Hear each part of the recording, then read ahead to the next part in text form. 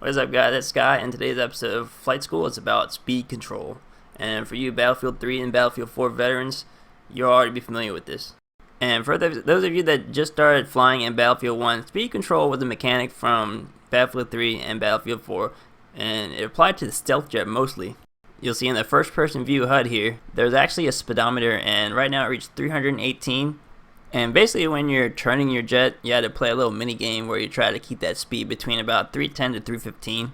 And most of the time you did that by bleeding off airspeed, because the cruising speed was about 350, so you try to kind of rhythmically tap your brakes to a certain timing to keep your jet at a certain speed. And it was made a little more challenging when you made moves in the vertical direction because gravity affected it. So basically you have to use your brakes more when you're diving, and then when you're climbing you actually have to kind of tap your afterburners to keep your speed up. So that's pretty much the gist of it, and I'm just going to cut right to the chase and tell you that it's not really important in Battlefield 1. To be straightforward, yes, slowing down in Battlefield 1 does decrease your turn radius, but it also decreases your turn rate. And it also reduces your speed, which is really important for trading speed for elevation in a dogfight. So it's not to say that slowing down doesn't make you turn tighter, but as a rule of thumb in Battlefield 1, don't rely on speed control to get you out of a dogfight. And the gameplay, you see me jumping in Battlefield 3, and I did this a couple weeks ago, and I did it for like 10 minutes just to get this footage, so you'll see me engage a dogfight, but it'll be pretty derpy, but you gotta excuse it, and I don't really have any aspiration to jump back on Battlefield 3 because, let's face it, it's pretty much ruled by hackers now. And that's unfortunate because it may be one of my favorite video games of all time. And let me expand on this a little bit and educate you guys that may not be familiar with real world dogfighting. Basically, if you watch Top Gun, it lied to you because there hasn't been a real world dogfight since the Vietnam War. And you might be wondering why there's not a lot of video games that focus on flying and dogfighting, or movies for that matter, and that's because jets don't really dogfight anymore. I love jets and I love piloting, but it's sad to say that jets are used for air-to-ground combat and reconnaissance in the modern day. All modern dogfights occur in BVR, or beyond visual range. Basically, a jet will lock onto another jet from over 5 kilometers away, and they'll never see each other. So basically, a deflection style dogfighting where you engage in turning battles and lead your cannons is a relic of the past, or a figment of ace combat in the movies. So that's one of the reasons that you can't really find any real life references or analogs to Battlefield 3 and Battlefield 4's mechanics of dogfighting, because DICE pretty much had to make it up for their video game, and if you tell any War Thunder players about speed control, they'd be like, what the heck are you talking about? So the best I can do for you Battlefield 1 players in this video is to compare Battlefield 3 and Battlefield 4's mechanics to Battlefield 1. And the biggest difference to me is that in Battlefield 3 and Battlefield 4, you had to bleed off airspeed. Basically, speed was your enemy.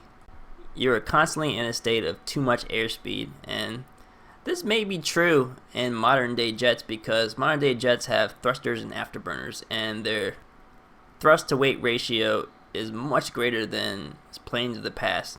Planes in the World War I era relied on combustion engines and propellers. So in Battlefield 1, you're actually most of the time starved for airspeed, especially when you're climbing. So as a rule of thumb, always throttle when you're climbing. And for all other situations, it becomes kind of a gray area because you have the need to maintain airspeed to be able to exchange it for elevation in an engagement. Because one of the biggest challenges is that you greatly lose airspeed when you try to climb. But at the same time, greatly increasing your airspeed also compromises your maneuverability. So in Battlefield 1, you almost have greater freedom to kind of play around with your airspeed. And if you're engaging a pilot that's not so good, I've seen a lot of players that will try to kind of fly away out of sight and just jam on the brakes and wait there. Obviously, a player like me is going to be behind them the whole time, but people wouldn't do things like that if it didn't work for them. If I had to throw out another blanket statement out there, I would say that Battlefield 1's flight mechanics are a lot more attuned to real life, and obviously DICE had a lot more to go off of in developing this game. So if you want some additional resources on how to improve at least your dogfighting, then you can look to outside resources, and even War Thunder information is pretty good. There are a couple differences though. Real life dogfighting focuses on the different characteristics of aircrafts.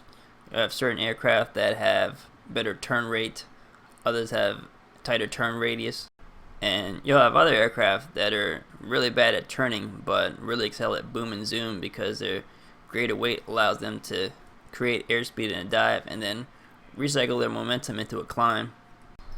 But in Battlefield 1, you don't really have to worry about any of those things, because to me it seems like all the fighter planes have the same handling characteristics, and the fighter plane beats the attack plane in all styles of dogfighting, whether it be boom and zoom or turn and burn.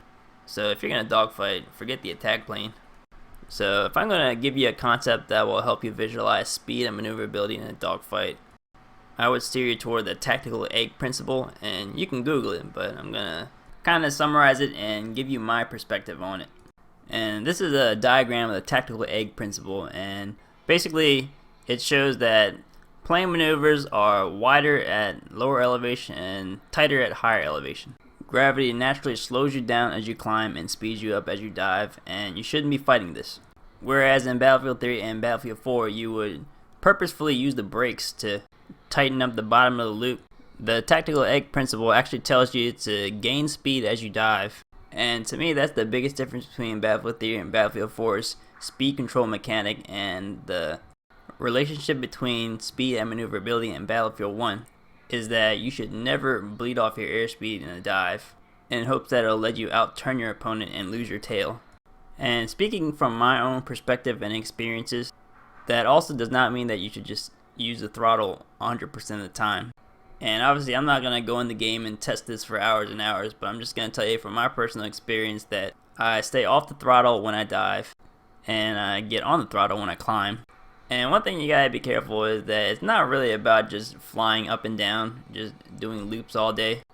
If your opponent's pretty good and you're repetitive, they can kind of sit inside your loop and just speed control you all day. Because if you get repetitive and just climb and dive, again, it's a issue of nothing lost, nothing gained. So yeah, in a sense, speed control is still a thing, where you bleed off your speed in a dive to try to keep your loop as tight as possible. But again, there's a lot of disadvantages to losing airspeed. So it's really hard for me to go into any specifics in one video. I'll have to make numerous videos kind of covering all the different situations. But I can say with 100% confidence that a pilot that uses the tactical egg principle will beat a speed controller 100% of the time. As soon as you touch the brake, you lost the dogfight. Granted that the pilot knows what he's doing, and you can fall into the trap of just looping all day or just flying up and down repetitively all day. In that situation, a speed controller is just going to sit right in your loop and kill you. But you'll see in the gameplay here, I'm engaging what I think is probably a speed controller, and basically when I get close to the ground, I keep my speed and turn into him, and he's probably putting on the brakes to try to out-turn me. And this is where he loses, because with my speed I can climb and complete this vertical loop way faster than he can, and I pretty much end up turning around to face him with an elevation advantage to boot. And unfortunately, I didn't give any magic bullets in this video. But hopefully you learned a lot, and look forward to more videos in the future about dogfighting in Battlefield 1. Thanks guys, and I'll catch you later.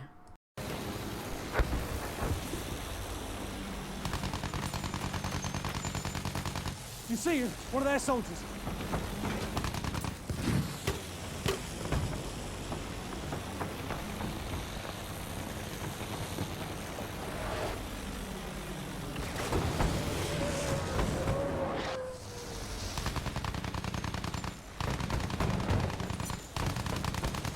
Return to the combat area. An enemy plane!